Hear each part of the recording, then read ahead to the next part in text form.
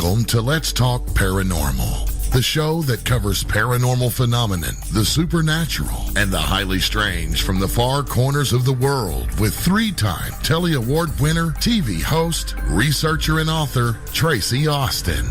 And now, leading tonight's program, Tracie Austin. Hello and good evening, everyone. As always, it's such a pleasure to be with you tonight as we are broadcasting live here on the KGRA Radio Network. And thanks for inviting me into your home or wherever you may be listening to our show at this hour around this wondrous yet very paranormal planet of ours. You're listening to Let's Talk Paranormal here on KGRA Radio with me, your host, Tracie Austin. And I want to thank you for joining me and spending these next 2 hours with me here tonight as we talk about ghost stories, spirit entities, and paranormal activity with my special guests, EVPI, Entity Voices Paranormal Investigations.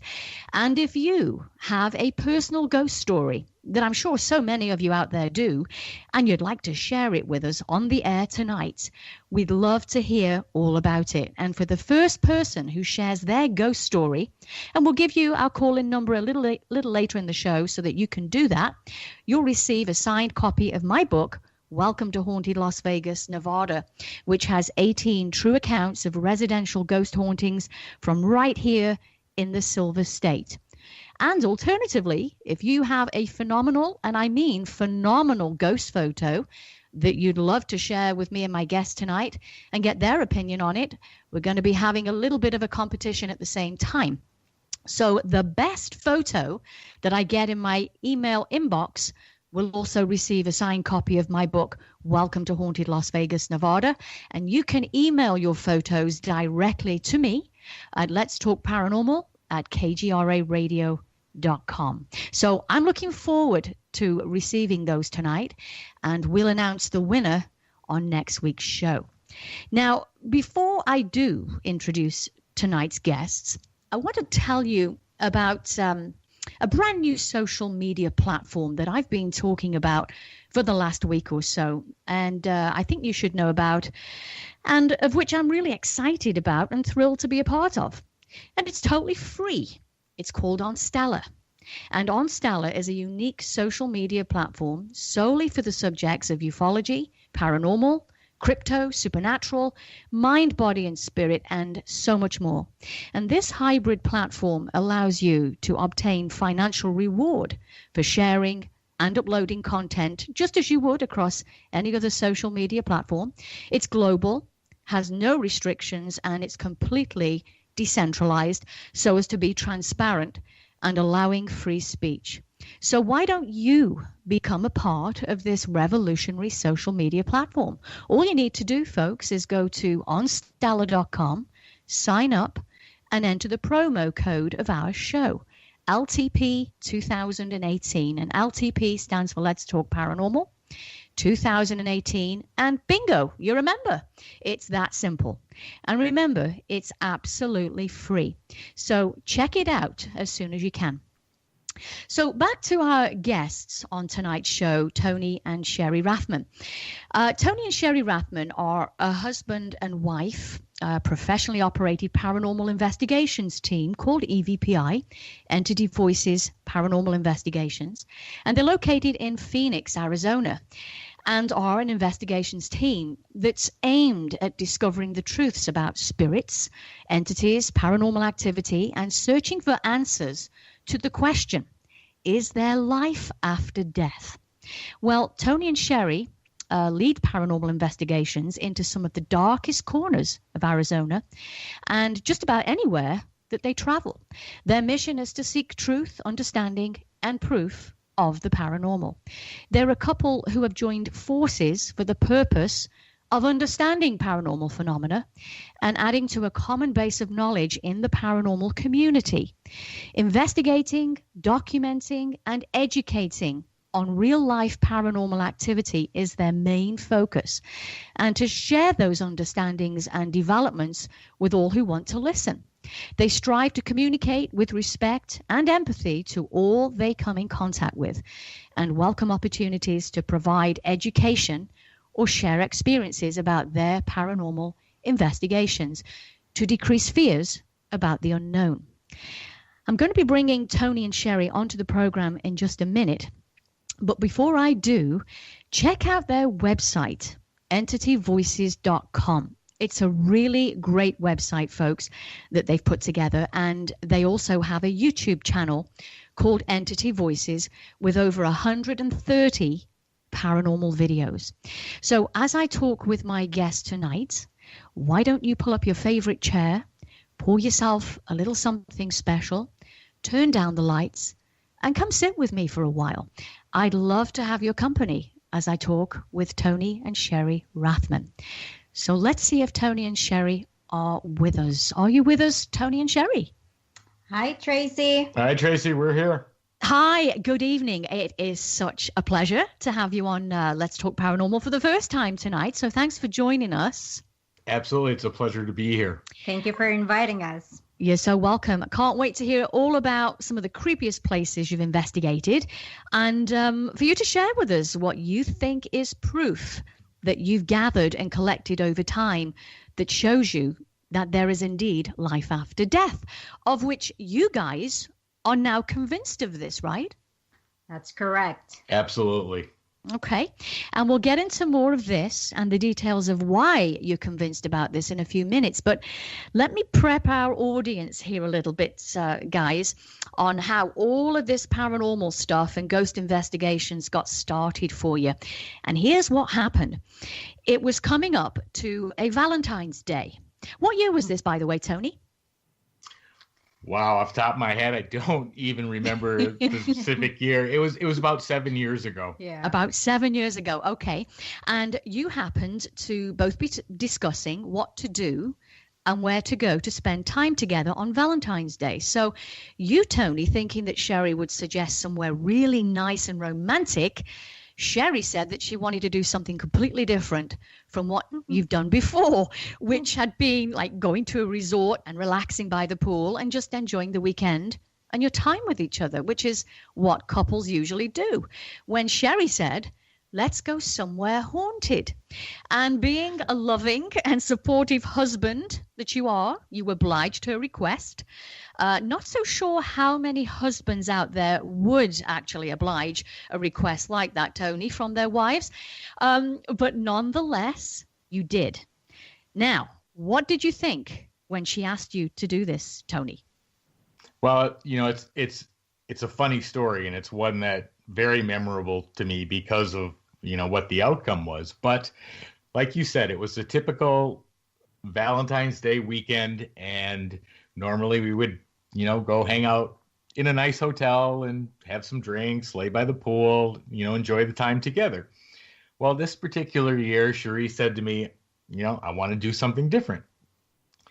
So she said she wanted to go someplace haunted. Now, anybody who knows Cherie, she was always fascinated with the paranormal, and she would watch all the various television shows that were out there, and she was fascinated by them. I personally could not sit through about 3 minutes of it, and I didn't think it was real. I didn't think what they were showing and experiencing existed, and I would lose interest really quickly. And my thought was, well, it's television. They're based on ratings, and they're showing stuff to keep ratings. So I pretty much dismissed it. But she wanted to do this activity for the Valentine's Day weekend. And I said, okay, let's go. So I booked a hotel actually in downtown Phoenix that had a long history of supposedly being known for being haunted. And then I went out, and to make her weekend a little more fun, I bought some very basic equipment. I bought a digital recorder, night vision camera, EMF meter. Yep. Right. And and I have a microphone too. Yes. A small microphone. Yes, you did. Right. So I gave her this equipment when we got to the hotel and said, okay, we're gonna ghost hunt and see what happens. Okay. So let me ask you here then for a moment. So here you both are. You decide you're going to do this, and you both go to this hotel. And I know how all of this works, Tony, because when you go to do a ghost hunt, and I imagine, like you said, you were taking quite a bit of equipment with you, not only to photograph, but film and record stuff as well. Did the hotel have any idea why you were there and what you were doing? No, they had no idea. But like I said, the hotel gets people on a regular basis coming to explore. I think there was one other guest, two other guests in the whole. Yeah, at that time, because it's during, I believe it's during the week we went there. Yeah, we were there Thursday, Friday, Saturday, or something like that. But anyway. And by the way, are you comfortable naming the hotel? Yeah, it's the Hotel San Carlos in downtown Phoenix. Okay, San Carlos, downtown Phoenix. Got it. So tell us the rest of the story. Well, Cherie was very excited about the opportunity. She was happy, so I was happy. And one of the hotel employees actually gave us a tour, which was really nice. So we got to go in a few areas that, normally you wouldn't be able to go as just a guest. So that helped. But we went through, we photographed, we ran video, we ran audio, and the experience itself didn't seem that overwhelming to me, at least, while we were doing this. I don't know what Cherie thought. We heard a couple of things that stood out and caught our attention, but it was not until we got home and Cherie started reviewing everything, the photographs, the audio recordings, and she was calling me over like every 3 minutes, and I was absolutely blown away. Well, let me ask you, Tony, why did you choose that particular hotel? Had you heard people talking about the fact it was haunted? Yeah, I mean, it's like I said, it's had a history probably for the last 20 years of story after story about either people experiencing stuff, people going to investigate it. Now, the hotel itself actually, the only time they actually talk about it being haunted is like during Halloween. And they used to have tours there, and they stopped doing those. And they've kind of remained quiet about the fact that it has this haunted history. But like I said, it's been going on for years, so it's kind of hard to escape that once it's out there. But there's internet articles, left and right about this hotel and the history that happened, and the woman who jumped from the 7th floor, from the rooftop, actually. Oh, really? Yeah, back in 1928. And there's stories about her appearing. There's stories about her making noises through the hall. There's stories about kids in the basement. Mm-hmm. So obviously doing a little research to find a good spot to take her. That's why I chose it, because of the history that it had. Got it. So Sherry, how many times have you and Tony actually been back to that hotel then, since you first had your experiences there? Oh, I believe it's more than 50 times, because 50. Yeah, because every week, like twice a week, 3 times a week, we're there, because it's not that far from our work. Mm-hmm. It's just like 3 minutes over there. And then on Friday, we'll go straight to hotel and then investigate, and then come home the following Saturday. So, which is, very convenient for us too. Mm-hmm. And every time you've gone back there, have the encounters been much more intense than the previous time? Yes. Absolutely. When we first started, they started out, I mean, like I said, it was enough to absolutely blow me away. It was direct answers to questions that we asked.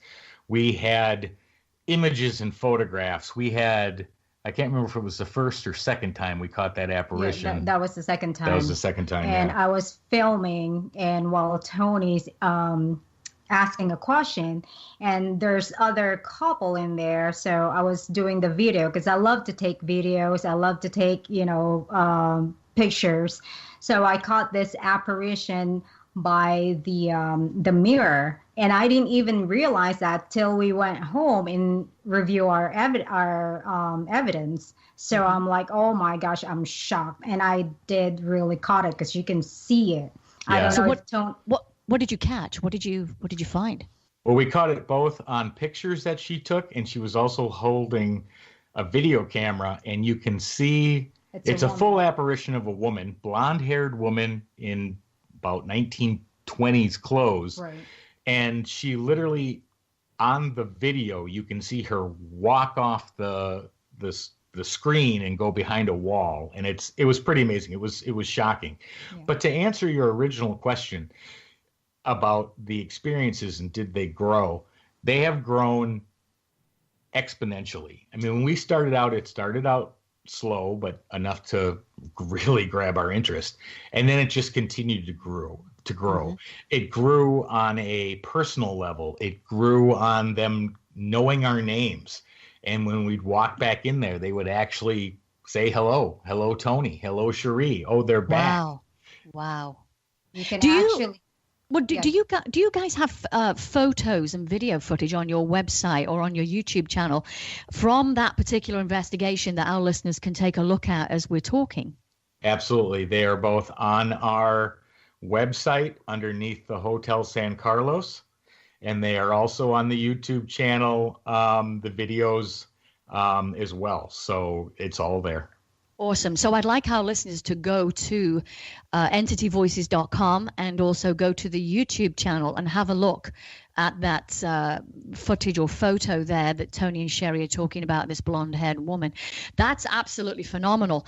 I know that you said, Tony, you were a skeptic in the beginning. So why were you so skeptical about this subject? Why did you think it was not real? Well, it's not that I didn't have experiences. I did. And I remember as a kid, I remember seeing some strange things. I remember hearing some strange things. But my father was a physics, chemistry, and physical science teacher. So he was very anchored in the scientific method. And so when things of maybe the paranormal or the unknown happened, I would always try to rationalize them and find a explanation that fit into the scientific method. Mm-hmm. Well, when we went to the Hotel San Carlos and I started to hear and see what got captured on that night that we were there, like I said, I was absolutely shocked. I had no explanations. I had no anything. My world had blown up. And it was only through the last couple of years of continuing to do research that, we've kind of come to, or at least I have kind of come to terms with it and now find it absolutely fascinating. And this is the thing, what happens. And I had and I've talked about this on my shows before, I had my very first encounter with a female spirit in 1987 in London. And I won't go into too much detail with it, but I was a previous musician and I studied at the Guildhall School of Music and Drama in London. And I had seen in one of these rooms with 3 other people an apparition of a female that was sitting on a chair in front of a wall of mirror. And she was dressed in what I would call modern day clothing, black high heel shoes. Yeah. Black high heel shoes, a black skirt, a white top, and a black belt around her middle, around her waist. And she sat with her legs crossed and her hands clasped around her knees, watching what was going on in the room. But the thing is, she had no head.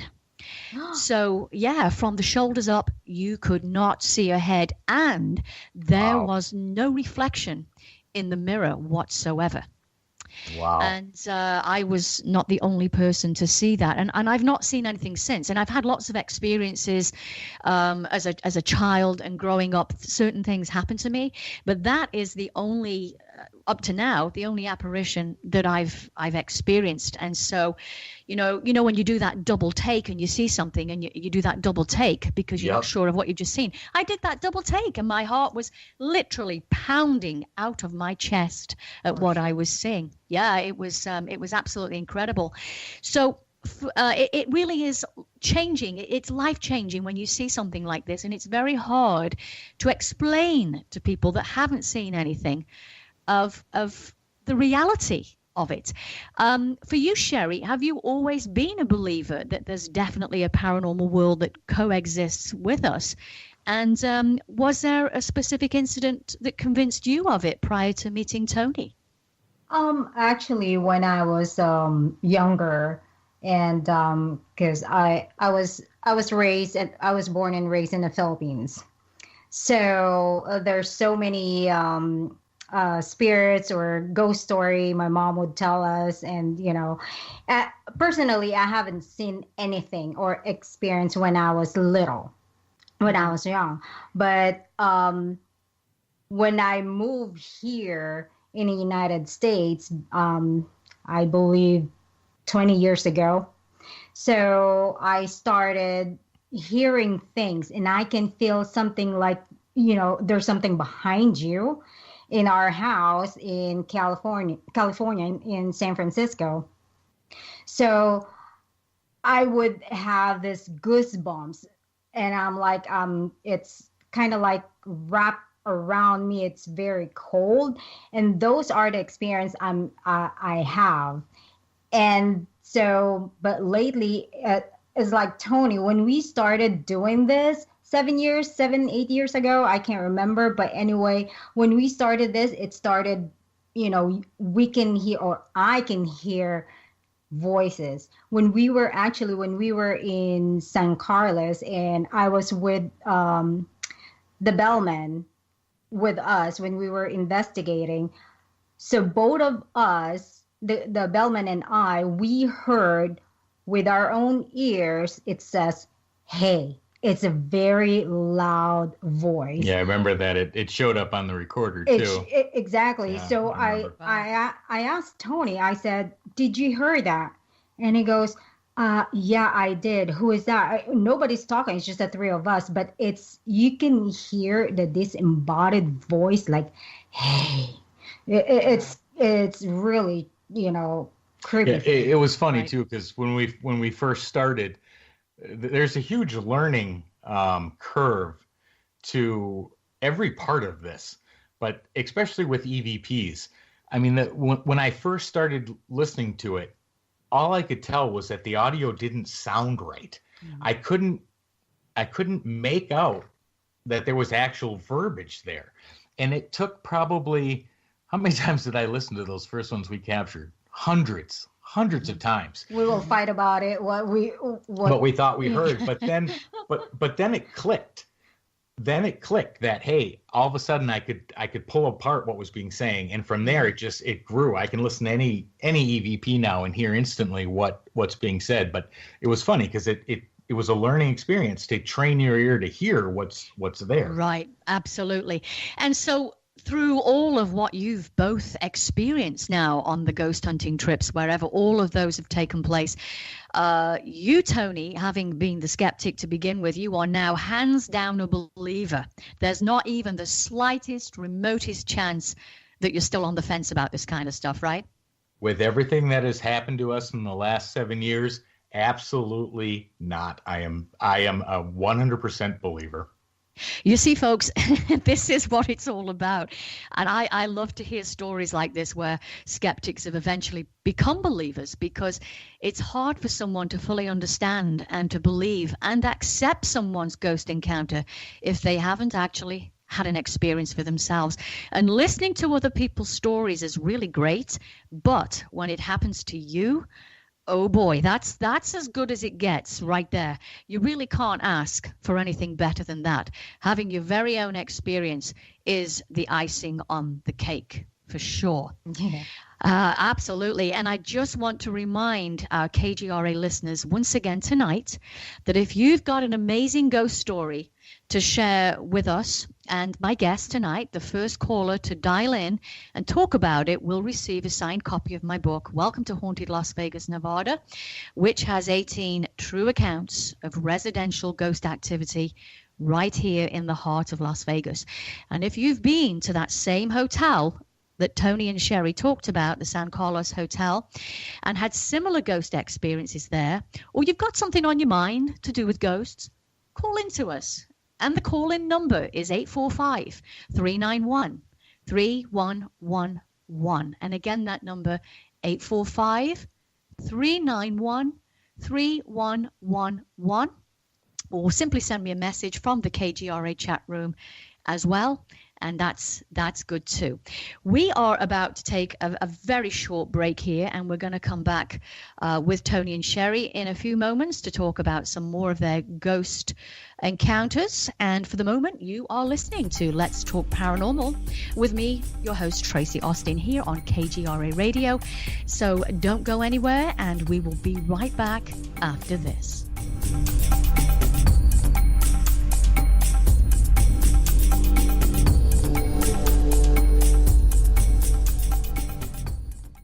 I'm a planner. Some of my friends say I'm a survivalist. I guess they're right, because when disaster hits, I have a survival plan, and it starts with my survivalist camp, my fully functional, off-the-grid bug-out house. And when the you-know-what hits the fan, I'm out of here. So what the heck is a survivalist camp? At first glance, it looks like a very nice RV, but it's really engineered to provide my family with 5 basic needs for survival: air, water, shelter, heat, and food. Survivalist Camps builds a camp to withstand all that nature and man can throw at it. It's fully mobile. My family and I can flee disaster fully self-sufficient in just moments, and its construction will last a lifetime. Look, if you're a planner, you need to check out survivalistcamps.com. They're like you and me. They believe a good plan is the best way to meet a disaster. Survivalistcamps.com. Be ready to be impressed. That's survivalistcamps.com. Get prepared at survivalistcamps.com. On the next episode of Recipes for Disaster. So we've got our neighbor Paul coming over tonight for a barbecue, which is why I prepared a delicious lemon rosemary steak marinade from my special collection of old family recipes. To make sure the steaks are extra, extra, extra tender, I left them marinating out on the counter overnight, just like Nana used to. Maria may mean well, but without food safety, it never ends well. Always thaw or marinate foods in the refrigerator at 40 degrees Fahrenheit or below, or you could make your friends and family really sick. Maria's neighbor Paul didn't think twice about the steak he ate until he was presenting his company's financial forecast to the board.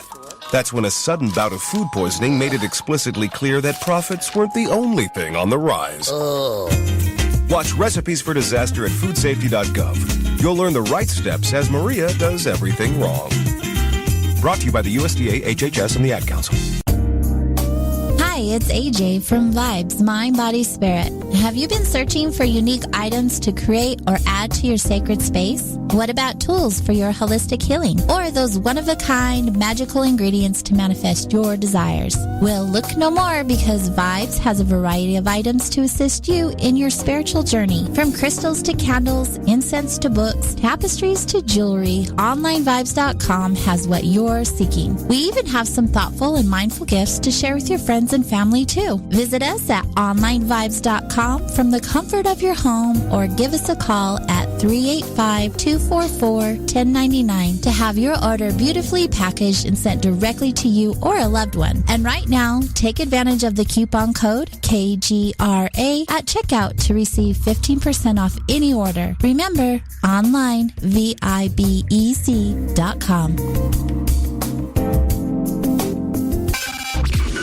Mainstream media's most wanted. KGRAradio.com.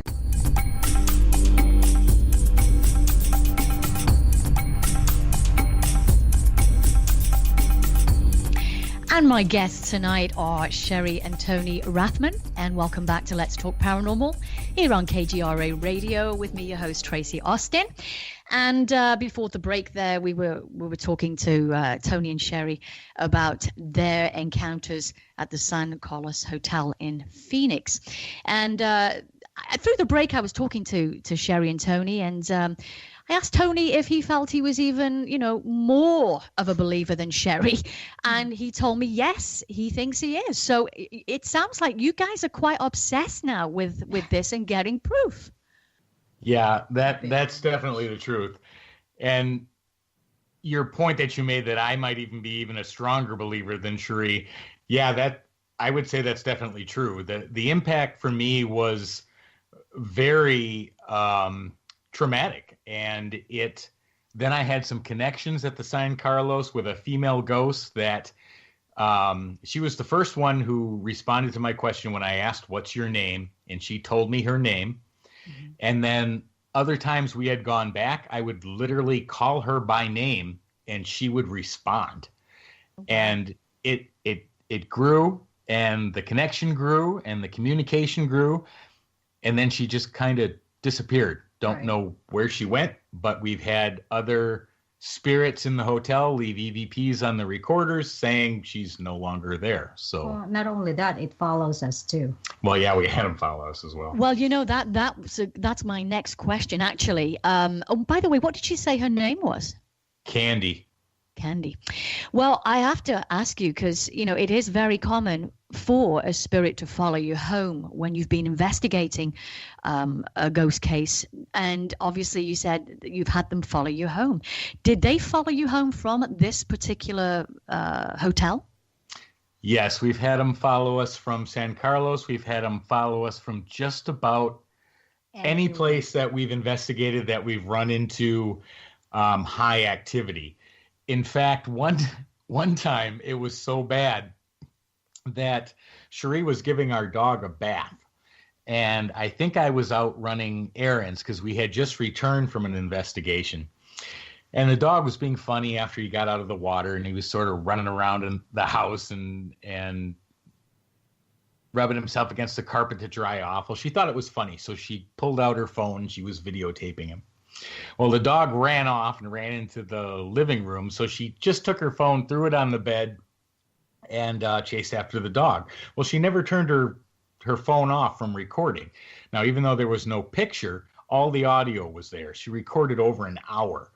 When I went through that audio, it was shocking. We had probably, how many different voices were on there?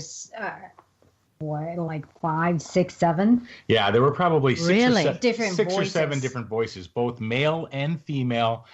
And the things they were saying were absolutely just mind-blowing. And what were they saying? What were they saying, Tony? They were actually referencing things that Cherie was doing. They were talking to the dog. They were making comments about what the dog was doing. They had other statements in there that not really sure where they were coming from or whether they were talking to one another, but it was mind-blowing. Wow, that's incredible stuff. And this is the thing with animals. Animals are very sensitive, and I hear particularly dogs, cats, and birds are very sensitive to spirit being in the household and around the environment. Was your dog picking anything up, do you think? Yes, he yeah, on a regular basis, but he's gotten to the point now after he doesn't want to go outside a patio, especially at night by himself. Yeah, he's become kind of jumpy. Yeah, and yeah, the second something enters the living room or wherever we're sitting, he'll be the first one usually to alert us, because he's up, he's growling, he's staring in a certain direction. So yeah, definitely pets have a sixth sense about him, about being able to know when activity is occurring, and he's very good at that for us. Oh, that's right. They absolutely do. Have you guys? Obviously, it's very important to protect yourself before doing any kind of ghost investigations whatsoever. So, Cherie, let me ask you, what's your usual routine of protection before and after the investigations? Well, I was born and raised Catholic, so I prayed every night, every morning, even when driving, go to work, going home. I prayed every time. So to protect our heart, our soul, protect everywhere we go, because I know there's always something out there or something with us. That's the only thing that I can, protect ourselves for, just praying. So yeah, we have a protection prayer when we go in to investigate any location. It doesn't matter whether that's, a historic location, a hotel, or even a private residence. But we have that protection prayer when we go in, and we have a closing release prayer when we end. And of course, we carry all the items: holy water, salt, yes. Sage, all the typical items too that can help depending on what situation you run into. Right, and I usually I hear that the prayer of Saint Michael's prayer of protection is one that you use that, do you? Yes, we do. That one is claiming to be one of the best, and so far it's protected us very well. So yes, we use that. That's absolutely right. Yeah, it's very powerful prayer indeed. What's been one of your favorite and most memorable of ghost hunts that you've done so far, where the absolute proof of life after death has just been so intense for you guys, it's been totally undeniable? I mean, it sounds like a lot of the cases you've done, you've got proof every time, but is there one that really stands out more than the others? I would have to say one of them that definitely, I mean, there's lots of them, but the Hotel La Posada in Winslow, Arizona, was built back, I think, in the 30s. It was the original train station. Winslow was supposed to be become a huge town. It never really happened, but it's got great historical information about the hotel, and it's a wonderful place. Then when we were getting ready to go there, someone had mentioned about underground tunnels that used to run all over the city of Winslow, but that some of those tunnels were still in the basement of the La Posada Hotel. So of course that sent us up there immediately. We wanted to check this out. Well, I think we spent 3 days there? Mm-hmm. Yeah, we spent 3 days there, 2 nights. So the first night we investigated the regular areas of the hotel, and we actually captured some of the best EVPs I think we've probably captured anywhere, except for maybe Hotel San Carlos. Right. But then on a second night, we got permission to go down into these tunnels, mm-hmm. which was absolutely amazing. It's very intense too. It was, the energy level down there was completely different than the rest of the hotel. Well, how long are these tunnels, and how easy are they to access? Well, they're real easy to access because they actually span out right from their basement. And we didn't even finish investigating to the end of the tunnels when we were there the last time. So it's on our list to go back again. Mm-hmm.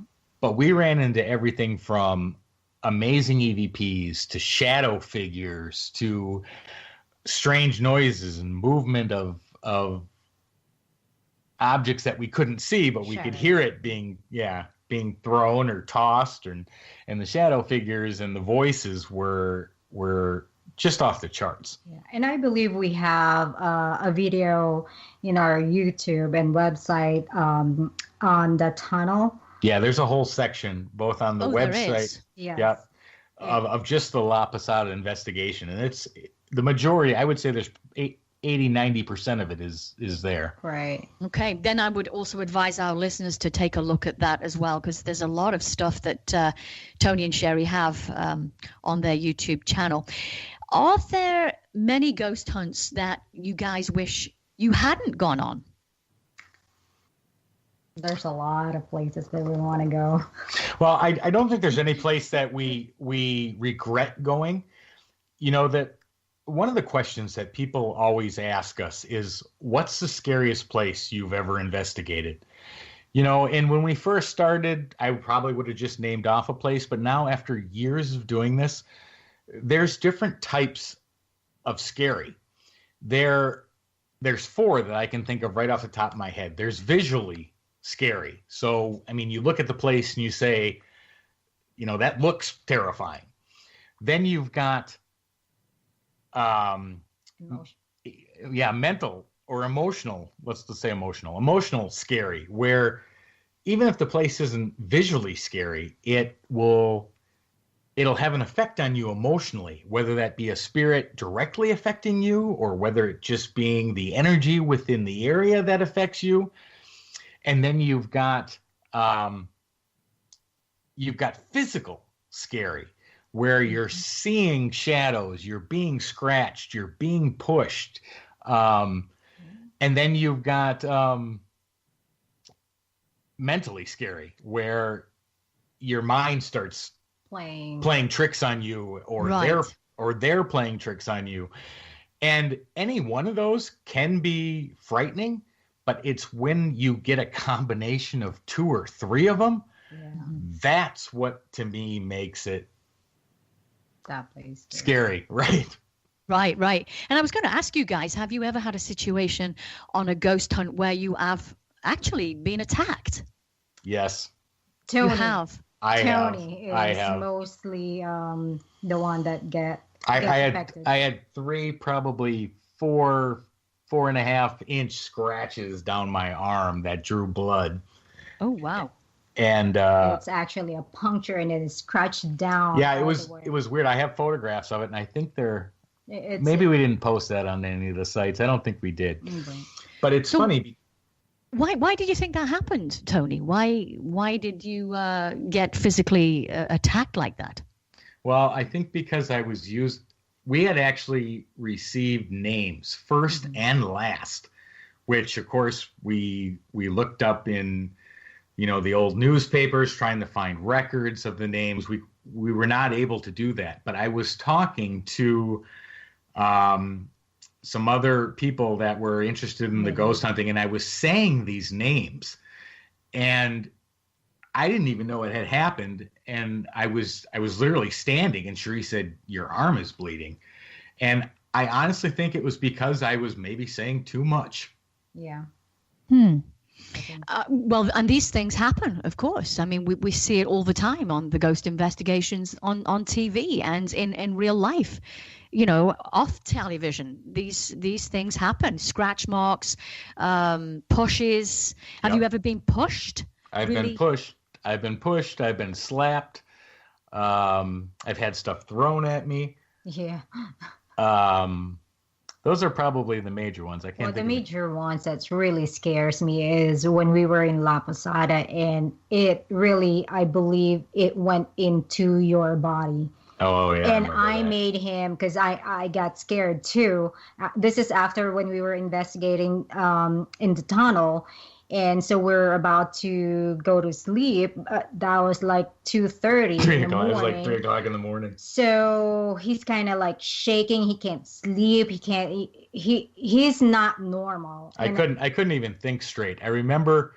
I asked him to pray. Let's pray and pray with me. And goes, I can't. And I asked him to pray, follow me when I say this. He can't. I couldn't even say the words. So it was just a crazy experience. Yes. Well, did you feel, Tony, this something go into your body? Yeah, that was the first time that it happened, and we had a second one happen after that. But I knew I wasn't myself. I knew I didn't feel right. It wasn't so much that it was like an instant shock. It was more of just a very quick sort of pressure, electricity, and obviously anytime we're out ghost hunting, we're always excited. We're always running around like crazy trying to get, every bit of evidence that we can. So that was the first time it happened. So I kind of blew it off. I didn't really, I wasn't really given it as much thought as I probably should have, but it probably wasn't more than 1 hour later that it affected me quite severely. And after that, go ahead. No, go ahead, Cherie. Oh, and then after that, I told him this will be our last investigation. I don't want to do ghost hunt anymore if this is going to happen to you. And I was scared to death. And it lasted about 20 minutes. Of course. We know that ghost investigation didn't end there. No, it sure didn't. No. So Well, that's amazing. Well, as you guys know, there's a heck of a lot of ghost investigation teams out there today, and I see more and more husband and wife teams doing this sort of thing. But why do you think there is so many ghost hunting teams now? Is it because there is more activity showing up all over the place than ever before, or are people just intrigued by the whole ghost hunting thing and think that it's just a cool thing to do? Well, it's a combination of both. I think one of the main factors that really opened it up was the television shows, the original ones, the Ghost Adventures, the Ghost Hunters. I mean, those have been playing now for, even in reruns now, for the last 12, 13 years or longer. And I think those shows did one of two things. One, I think it opened up the minds of a lot of other people that, hey, people are talking about this, people are doing this, people are showing it. That actually increased the interest in the field. And in my personal opinion, that's a good thing. It's good to get other people interested. It's good to get other people aware of the things that do occur. Now, the flip side of that coin is, well, it's television. Do they always show it as it truly happens or it truly is? No, because it's ratings based. But the techniques might not be exactly, what they need to be or how they're shown or how the reactions occur. But that's where the interest, I think, came from. Mm-hmm.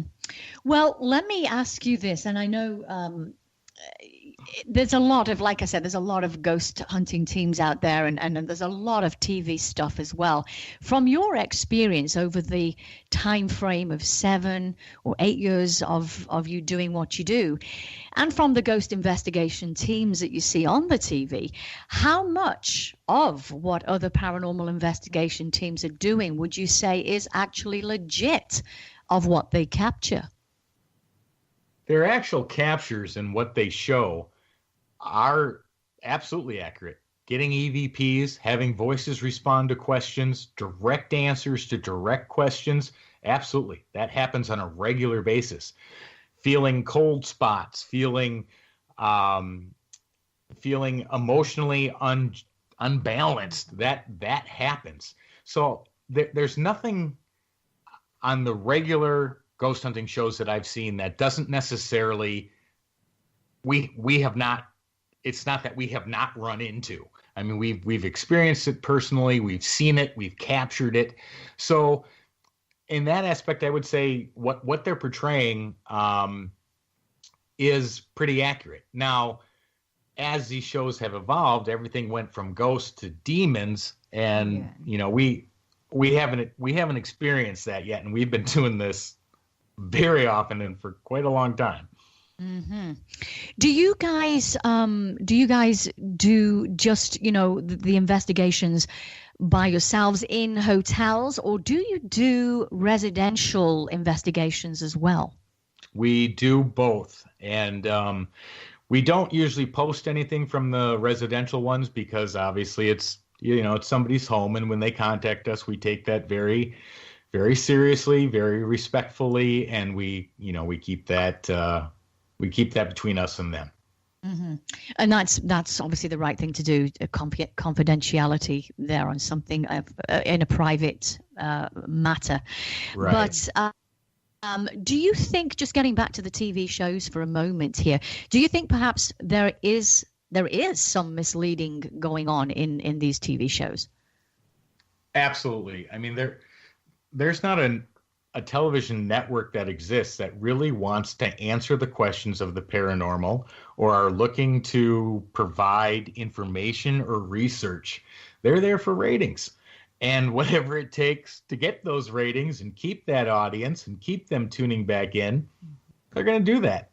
But I also want to say, and I don't want to discredit any of the people that are on any of these shows, because some of them I do know.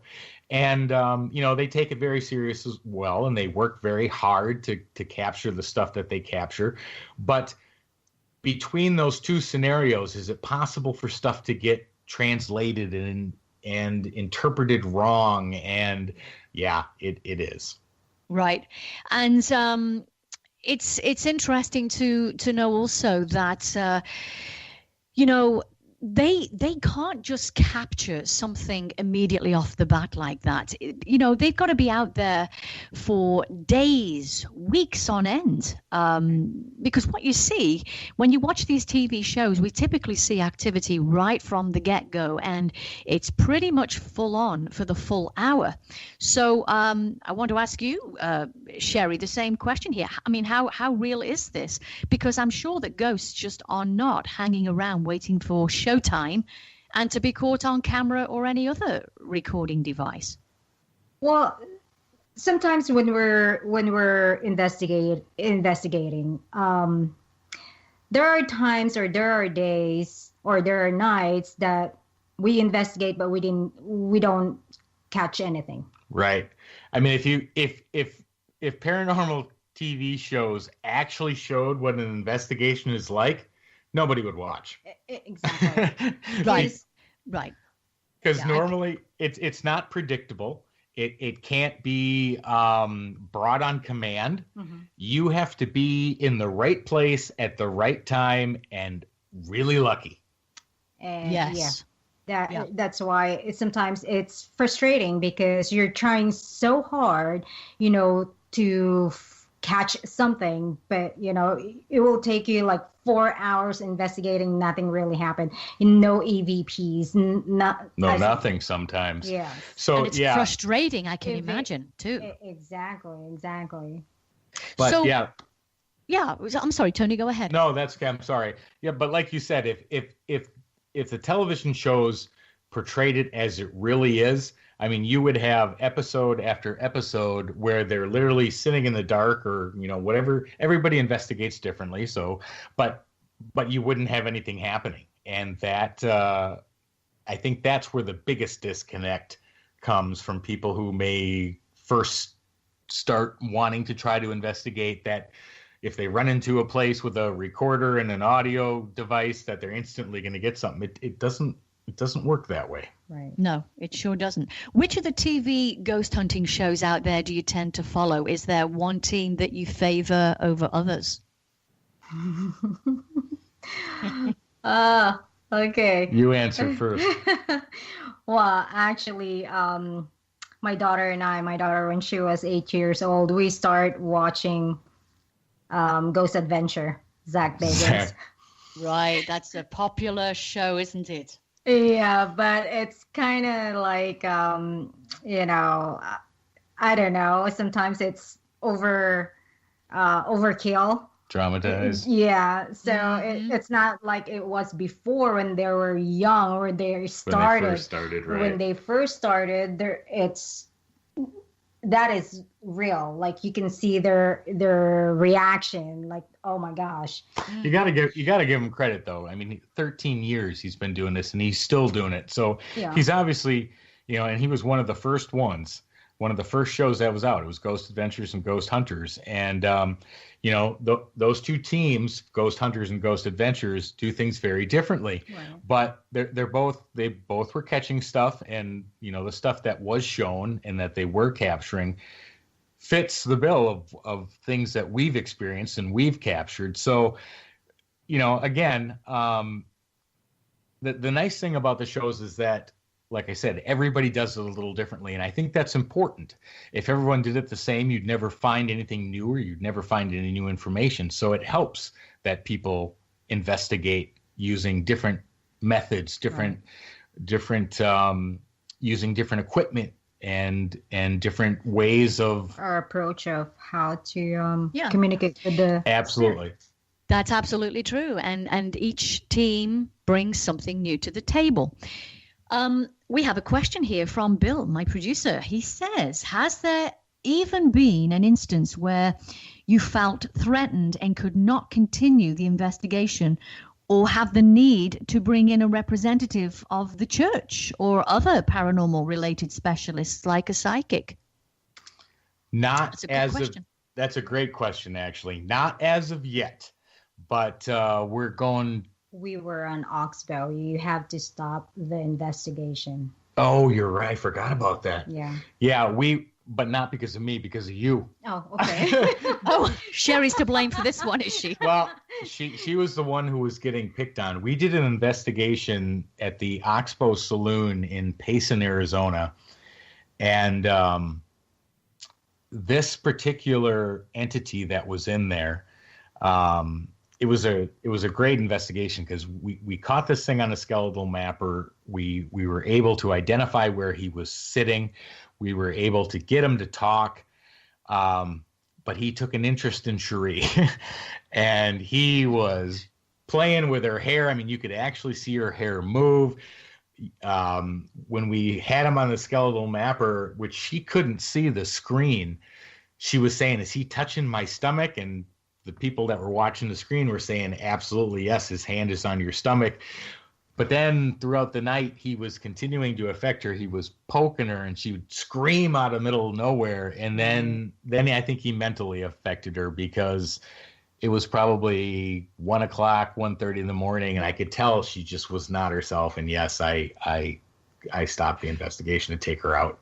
Wow. Well, you know what, Tony, though? I mean, you have a very pretty wife. Thank you. She's beautiful. And if our listeners go to the website, you will see just how beautiful Sherry is. So you can't blame the ghost for doing that. No, and it was so funny because the spirit that was in there was literally keeping everybody away. But Cherie, you'll have to see the footage sometime. That one's not up on the site only because we were shooting a pilot television show, and it never did make it there. But I see. But we didn't release them. Well, we are going to come back to you guys in a moment. We're going to have a very short break here, and I want to know what your families think about what you do when we come back after the break. So stay with us, folks. You're listening to Let's Talk Paranormal with me, Tracie Austin, here on your official contact for the best in alternative talk radio, kgraradio.com. Don't go anywhere. We'll be right back.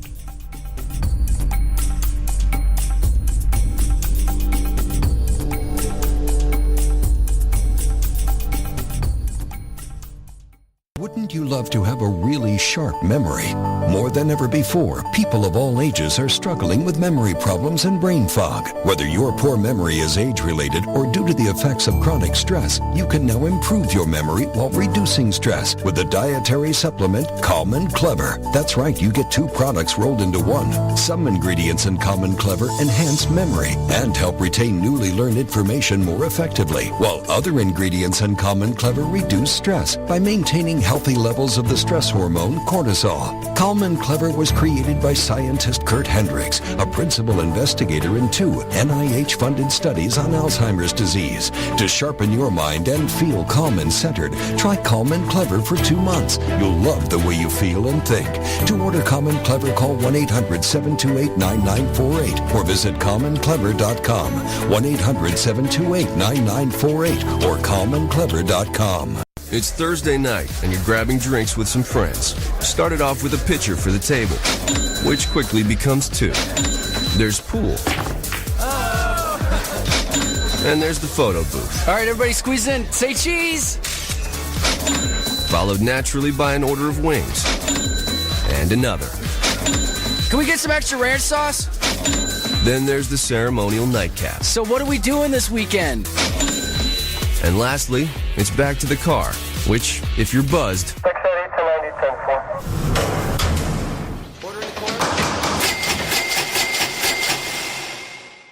could be the most expensive night of your life.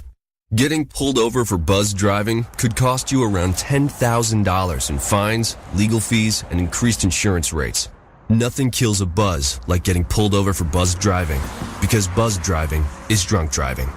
Brought to you by the National Highway Traffic Safety Administration and the Ad Council. I'm Richard Dolan reminding you that it's not too late to get your reservation for the 31st Annual Ozark Mountain UFO Conference in Eureka Springs, Arkansas, held this year from April 13th to April 15th, 2018. I've been there many times, and it always brings the finest in fresh research, outstanding presentations, all in an idyllic, beautiful piece of the world, Northwest Arkansas. I'll be there, and so will Stanton Friedman, Grant Cameron, Linda Moulton Howe, Mark D'Antonio, Nick Redfern, Chase Kletsky, and more. more. But most of all, this event always brings together hundreds of brilliant, original thinking attendees, people just like you. Why not go meet them? To learn more, go to ozarkufoconference.com. Your official contact for the best alternative talk on the planet. KGRAradio.com.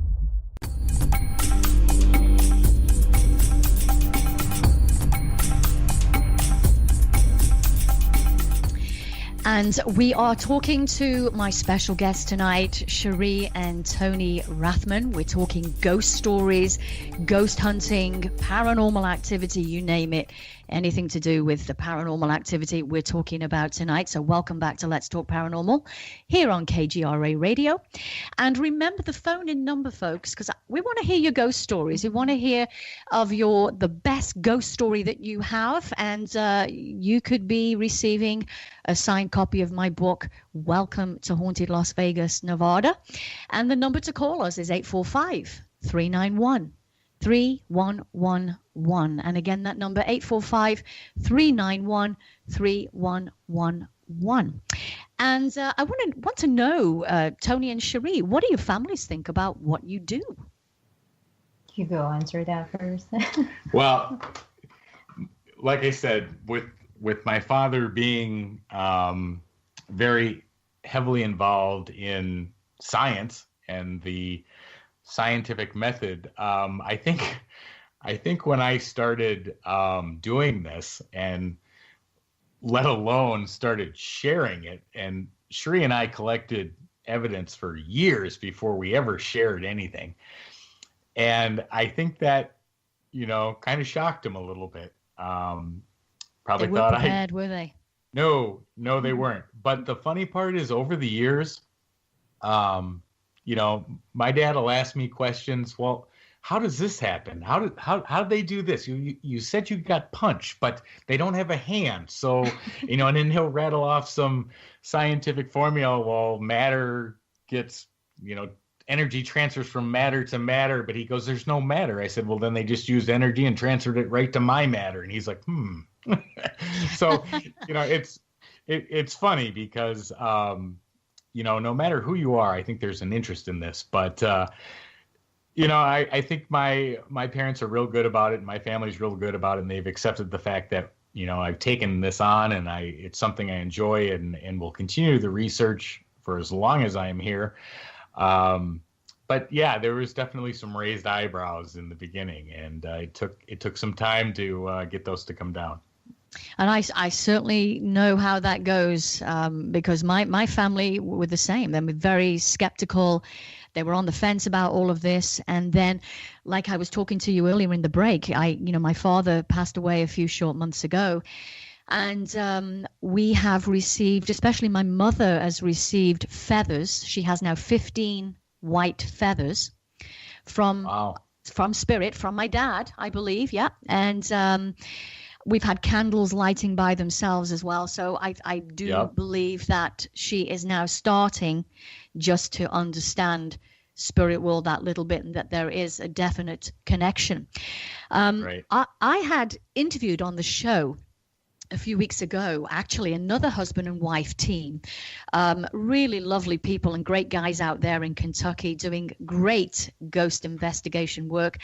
And I said to them, what I find hard to believe in some of the ghost hunting stuff that everyone does is the thermal footage that these investigation teams get, especially of what you see on TV showing an alleged heat around the ghost or spirit on camera. First of all, when there's the presence of the spirit can't possibly show body heat because it's no longer part of this world. People usually feel nothing but coldness around them. So I'm intrigued by this, Tony, and I'm wondering what you guys have experienced with this whole thermal camera thing. Well, it's funny that you mentioned the thermal camera, because yes, we do have one. We've used it often. And you are absolutely correct. There is not body heat because there is no body. But we actually just entered a contest for the best paranormal evidence. And I submitted thermal footage of a human-looking body crossing the hallway at the Hotel San Carlos with absolutely no body heat whatsoever. And Did you really? And we won, actually. Yeah. But fantastic! Congratulations. Thank you. But yeah, that is up on our site as well, and the figure is a dark green, greenish gray, which means it's absolutely room temperature. There is no body heat at all. Anytime you're using a FLIR thermal camera, an actual human body will be white, red, orange, anywhere from green, blue. No, not in the green and blue. The higher temperatures are white, red, and orange. Right. So if you're seeing something cross the thermal imaging camera that's showing those colors, it has a body and it has body heat. So when we see this kind of thing on TV with the Ghost Investigations team showing this thermal footage, that is legit. That is that real then? That some of these spirits can do that, or what's going on? Well, to say that a spirit can't do that, I would never say, because I've seen things I can't even comprehend that they could have done. So it's hard to say, but my gut instinct says is that body heat is showing on the thermal camera, then it has a body. Even though it's not technically human anymore. Well, that's a whole nother question. But if you're getting the white, the orange, and the red, that's signature body heat, which means whatever they're filming probably has a body. Maybe it's somebody walking in the woods. Maybe it's a deer. Maybe it's, who knows? I would have to, pick one specific aspect of footage to look at. But if body heat is showing, then my gut instinct says, it has a body and therefore it's not spiritual. Okay. Or not paranormal. Not paranormal, right.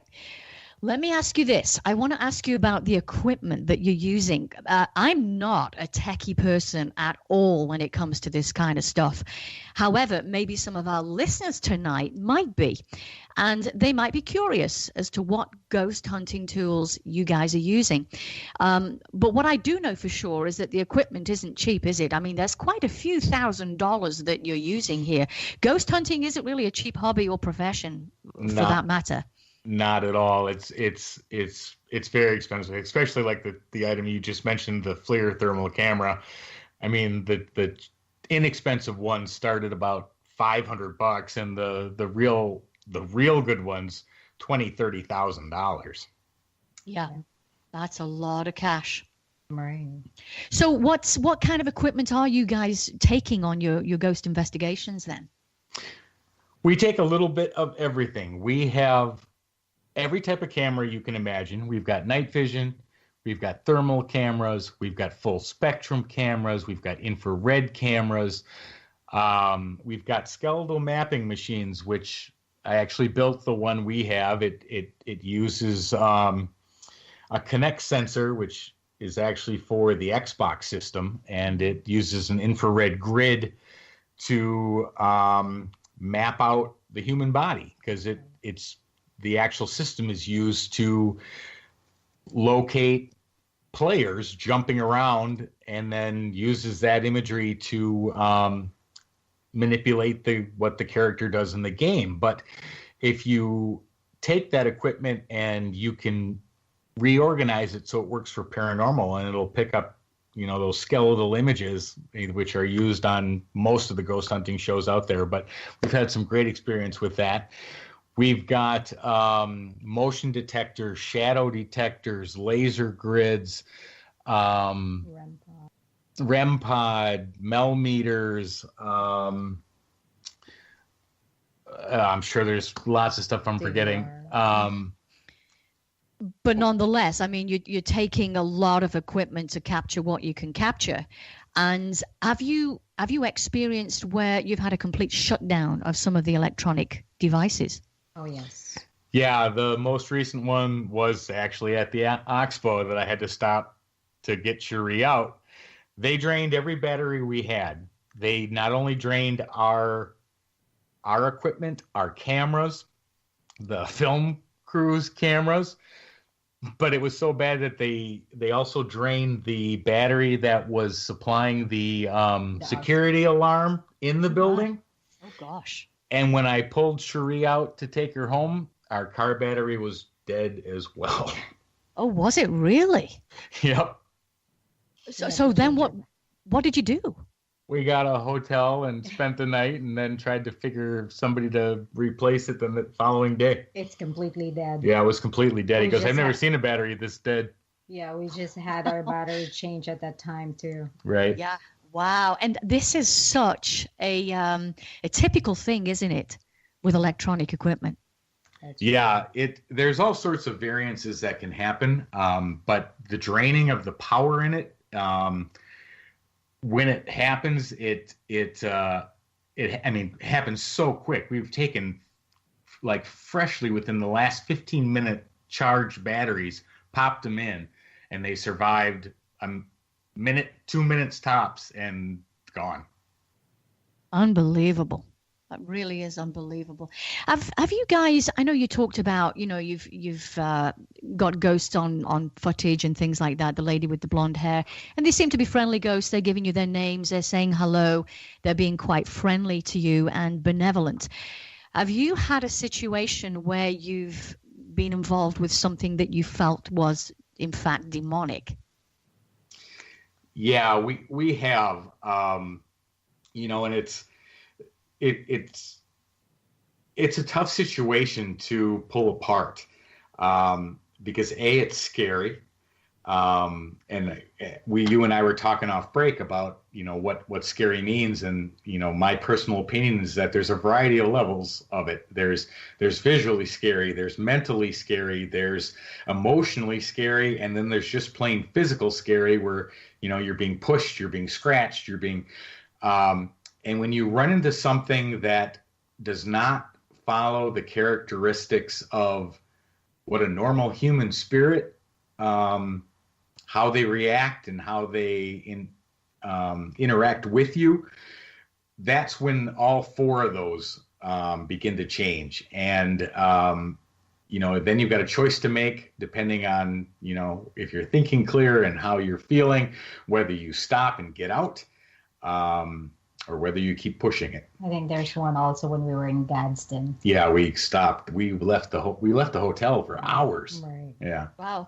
Give me an example of some of the demonic stuff that you've experienced and encountered. Well, we were and Cherie just said this to me, but she's absolutely right. We were in the Gadsden Hotel in Douglas, Arizona. And again, we went purposely to investigate. We knew that they had a history. We knew that they had been shown on multiple TV shows, so we knew that activity was happening there. Well, they had remodeled the first and second floor, which we should have stayed on, because we stayed in the most haunted room in the hotel, and we didn't even have air conditioning, and it was 80 degrees. It was higher than that. It's 80 in the room, yeah. But anyway, the energy in there, the second we got to the third floor, was so heavy and so thick and so oppressive. And I don't think Cherie and I rarely fight. I mean, we get along very, very well, and we communicate well. We were probably only there 4 or 5 hours, and instantly we were at each other's throats. We were fighting. We were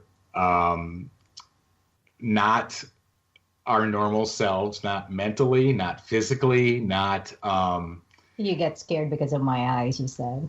Yeah, you had that first night, you scared me. You really did.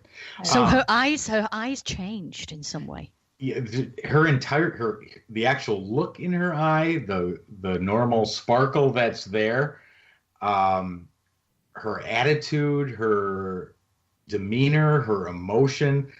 I mean, it was like night and day. And I don't think I pulled you out at that moment. I should have, but I think it was like 2, 3 in the morning because we were up investigating. It's the room. The room is totally. It's different. It's heavy. It's anger. It's It was absolute anger. It was absolute. Just total negativity. Complete negativity. Yes. It actually was hard at points to breathe. It was so dense and so thick in that room, but and it was obviously affecting both of us.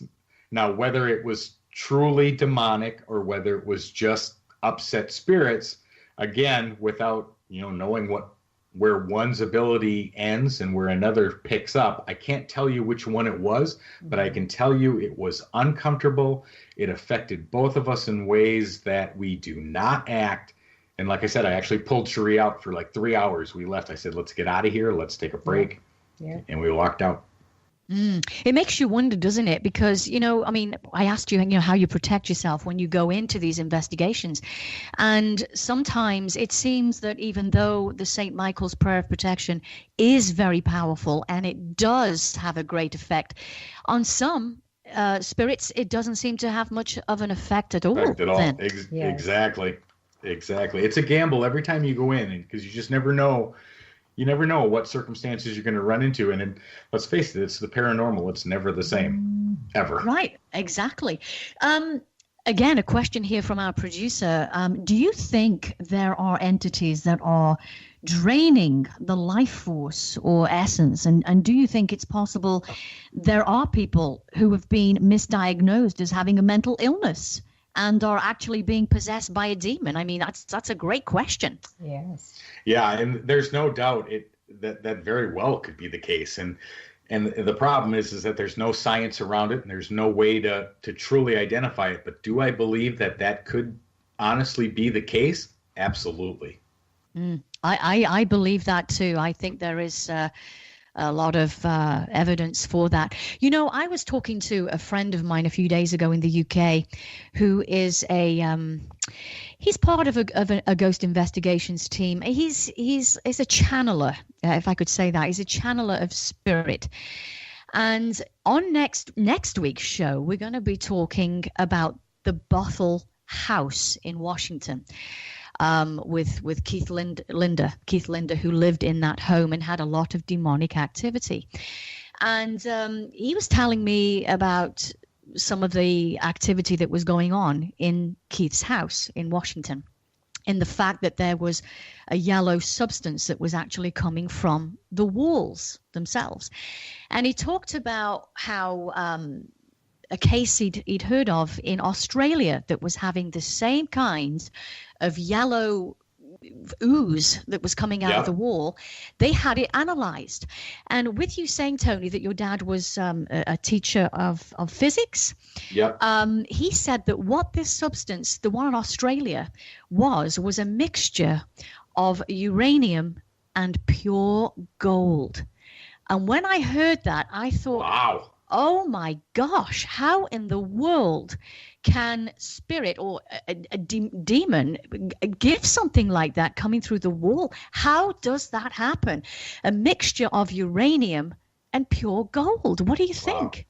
Wow. I mean, that's absolutely incredible. And obviously for it to be in a liquid form, I mean, that to me, that's absolutely just that's amazing that, you could have something oozing from the wall, which, I mean, anybody who knows anything about construction knows there's no gold or uranium in any type of home building material anywhere.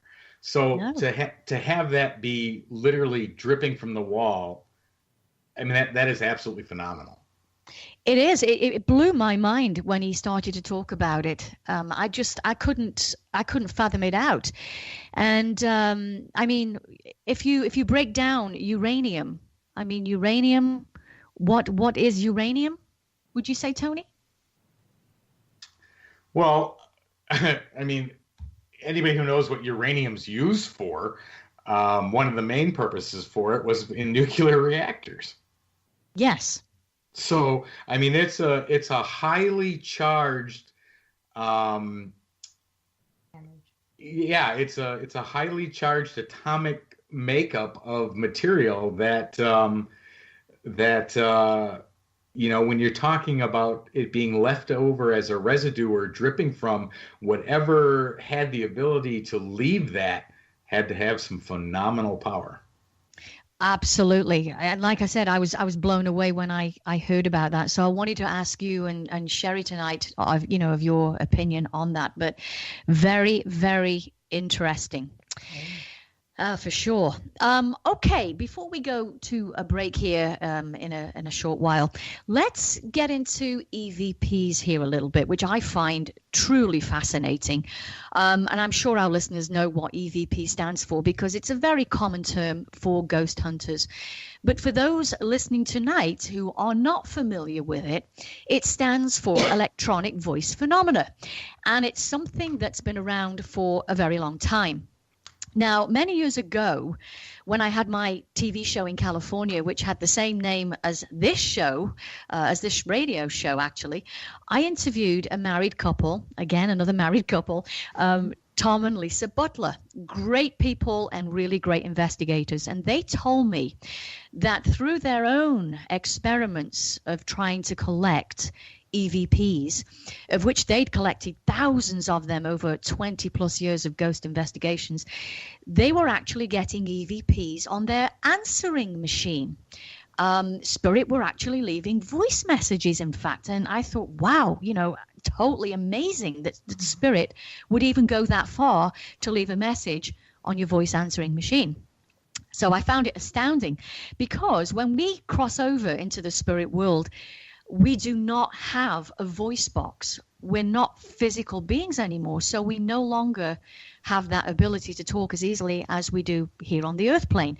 So, Tony, in your opinion, how in the world is spirit able to do this, do you think? And why is it easy for some discarnate souls to come through more than others, would you say? Well, if we pull that question apart and ask the first question of how do they do it, they're using their energy to leave that audio signal onto an electrical device. So if it's a digital recorder, if it's a telephone, if it's and we've had that happen. I've had EVPs come through on the phone. Matter of fact, we were doing a radio show 2 weeks ago, and I actually have EVPs that came through while I was on the show. Really? Yep, I sure do. And what were they saying, Tony? They're hard to hear, but you can clearly hear the independent words, and you can hear that they were not Class A, and part of that might have been because of the actual broadcasting that was going on, or maybe they're not used to using Skype mics. I'm not sure, but they definitely were not Class A. They were probably more in the Class C level, and to get the exact verbiage wasn't possible. But you can clearly hear another voice in there. And one of them did say, "Hi, Tony." That one I could hear. Good Lord. It's phenomenal. Sherry, what's your take on it?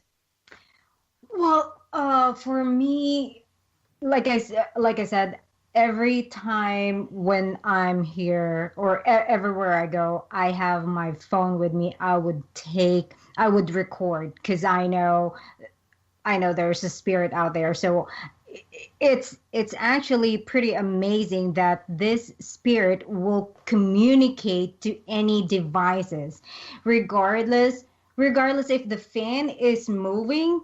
They can make that fan it turn into their words. The words. We've been experimenting with it so much. In fact, I got into the whole ITC field, which is instrumental